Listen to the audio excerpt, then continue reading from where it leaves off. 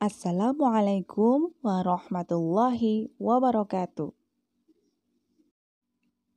Anak-anak hebat, di pekan kedua tema Minutes the Word ini, Ustazah akan mengajak kalian melihat cerita Nabi Nuh alaihi salam. Penasaran bagaimana ceritanya? Yuk kita lihat sama-sama video berikut ini. Selamat menyaksikan.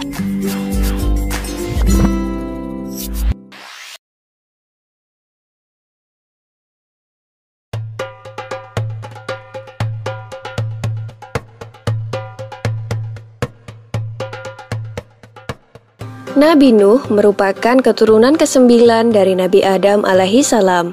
Pada masa itu, setiap manusia memiliki usia yang panjang. Nabi Nuh diangkat oleh Allah menjadi nabi dan rasul pada usia 480 tahun. Sepanjang usianya tersebut, Nabi Nuh terus berdakwah dan mengajak kaumnya tanpa kenal lelah. Meskipun Nabi Nuh telah berdakwah dalam jangka waktu yang lama, namun hanya dari kalangan orang-orang miskin yang mau mendengarkan beliau. Hal ini mengakibatkan kaum Nabi Nuh yang merupakan orang terpandang dan kaya raya tidak mau mengikuti ajaran Nabi Nuh karena mereka tidak sudi berdekatan dengan orang-orang rendahan. Mereka menganggap bahwa derajat mereka lebih tinggi daripada Nabi Nuh dan para pengikutnya. Bagi kaum yang durhaka itu, Nabi Nuh merupakan manusia biasa yang tidak mempunyai kelebihan apapun. Alasan itulah yang mereka gunakan untuk tidak menaati ajaran yang dibawa Nabi Nuh. Para pemimpin kaum yang kafir itu kemudian berkata bahwa mereka akan mengikuti ajaran Nabi Nuh jika pengikutnya yang terdiri dari orang-orang miskin itu diusir terlebih dahulu. Tentu saja Nabi Nuh menolak permintaan mereka. Penolakan itu membuat para pemimpin kaum yang kafir merasa kesal, kemudian mereka menantang Nabi Nuh. Jika memang kedurhakaan mereka kepada Allah akan mendatangkan azab yang besar, maka mereka meminta Nabi Nuh untuk segera mendatangkan azab yang besar tersebut. Begitulah sikap kaum Nabi Nuh yang sombong dan angkuh. Mereka menentang Nabi Nuh dan mereka juga menentang murka Allah. Mereka kemudian bergegas meninggalkan Nabi Nuh. Sebagian dari mereka bahkan berteriak dan mengejek Nabi Nuh sebagai orang gila yang tidak tahu diri. Dengan demikian, kaum Nabi Nuh yang durhaka itu tetap melakukan penyembahan terhadap berhala dan tidak memperdulikan ajakan Nabi Nuh untuk bertaubat. Mereka menyembah patung-patung yang mereka anggap sebagai Tuhan karena sesuai dengan ajaran leluhur mereka sejak dahulu. Allah kemudian memberikan petunjuk kepada Nabi Nuh agar membangun bahtera kapal yang besar di puncak bukit. Meskipun dikerjakan bersama dengan para pengikutnya, ternyata pembuatan kapal tersebut memakan waktu yang lama. Nabi Nuh harus diuji kesabarannya menghadapi kaumnya yang memandang pekerjaannya itu sebagai pekerjaan orang gila. Mereka mengejek Nabi Nuh sebagai orang bodoh karena tidak membuat kapal di laut, melainkan membuatnya di atas bukit. Salah satu dari mereka lalu berkata, "Lihatlah apa yang dilakukan Nuh.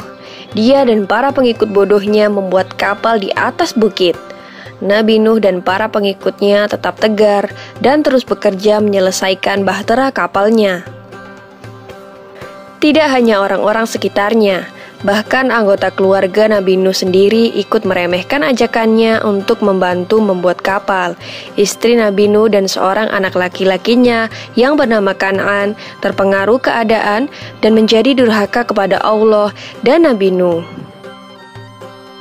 Dengan bimbingan Allah, Nabi Nuh dan para pengikutnya telah menyelesaikan pembuatan bahtera kapal tersebut.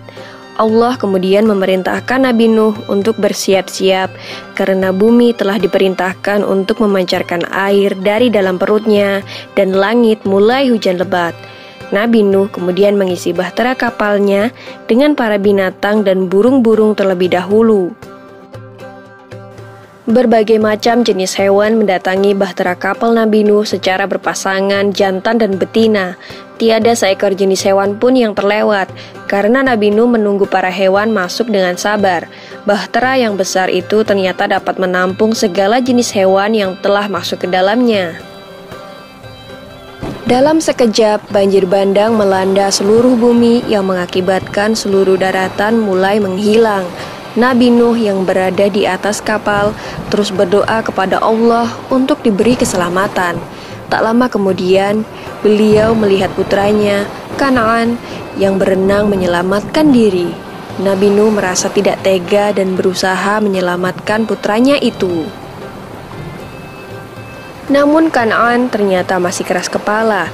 Ia malah berenang menuju daratan yang tersisa karena berpikir mungkin ia akan lebih aman di sana. Namun Allah berkehendak lain. Ombak besar datang ke arah Kan'an. Ia pun akhirnya tenggelam tergulung ombak. Tak lama setelah seluruh kaum Nabi Nuh yang durhaka tenggelam, banjir berangsur surut. Nabi Nuh bersama para pengikutnya dan hewan-hewan yang berada di dalam kapal mulai keluar perlahan-lahan dan mulai membangun tempat tinggal mereka yang baru. Demikianlah kisah Nabi Nuh alaihissalam dalam membuat bahtera kapal raksasa. Semoga kisah ini bermanfaat bagi kita semua. Amin ya robbal alamin.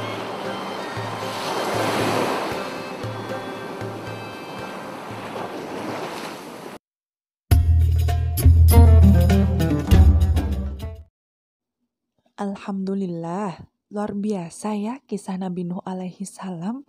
Semoga kita bisa mengambil hikmah dari ceritanya. Terima kasih Ustadzah akhiri. Wassalamualaikum warahmatullahi wabarakatuh.